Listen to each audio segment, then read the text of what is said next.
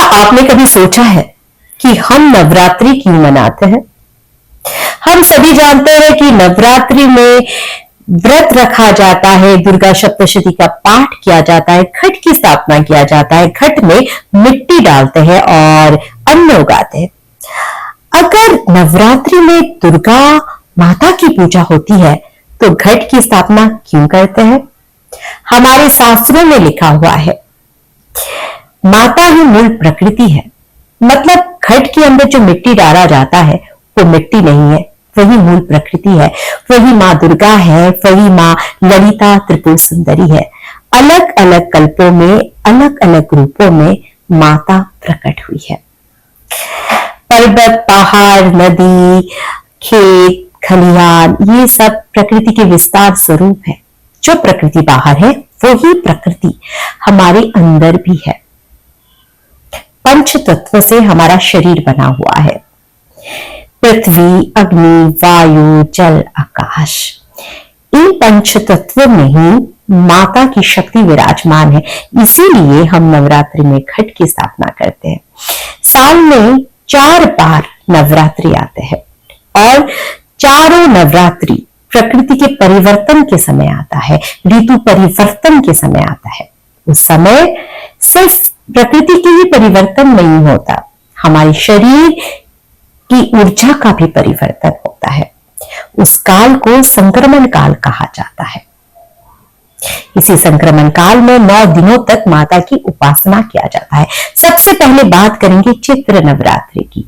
चैत्र नवरात्रि मार्च अप्रैल के महीने में होता है, जिस टाइम सर्दी खत्म होकर गर्मी शुरू होती है। नई वर्ष और नई ऊर्जा के लिए माता की पूजा अर्चना हम लोग करते हैं। फिर आता है आषाढ़ नवरात्रि, जिसे हम गुप्त नवरात्रि भी कहते हैं। आषाढ़ नवरात्रि में वाराही माता की पूजा अर्चना किया जाता है। वाराही माता विष्णु भगवान के वाराह अवतार की शक्ति है, जिन्होंने समुद्र से पृथ्वी को बचाया था। ललिता सहस्त्र नाम में वराही माता को मां ललिता त्रिपुर सुंदरी की सेनापति भी कहा गया है। दशम महाविद्या में वराही माता को बगलामुखी माता भी कहा गया है। आषाढ़ नवरात्रि के समय बहुत ज्यादा बारिश होती है और उस समय भी ऋतु परिवर्तन का समय है। हमारी फसल को बारिश से बचाने के लिए 9 दिनों तक माता की पूजा अर्चना किया जाता है। फिर आता है शारदीय नवरात्रि, जो बहुत ज्यादा प्रसिद्ध है। उस समय भी ऋतु परिवर्तन का समय है। हमारी फसलों को बचाने के लिए कि भरपूर तरीके से फसल हो, इसलिए माता की पूजा अर्चना किया जाता है। फिर माघ महीने में माघ नवरात्रि, जिसे गुप्त नवरात्रि कहा जाता है। दुर्गा सप्तशती में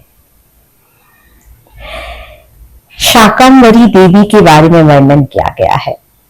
माघ नवरात्रि में शाकंभरी देवी की पूजा अर्चना किया जाता है। दुर्गा सप्तशती में कहा गया है कि जब वर्षों तक धरती में बारिश नहीं आएगी तो शाकंभरी देवी अपने ही शरीर में अन्न और वनस्पति उगाएगी और संसार को पालन पोषण करेगी।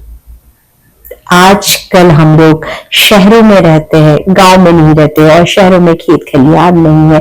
इसीलिए एक छोटा सा मिट्टी का पात्र में मिट्टी डालकर अन्न उगा के प्रकृति रूपी माता की पूजा अर्चना हम करते हैं।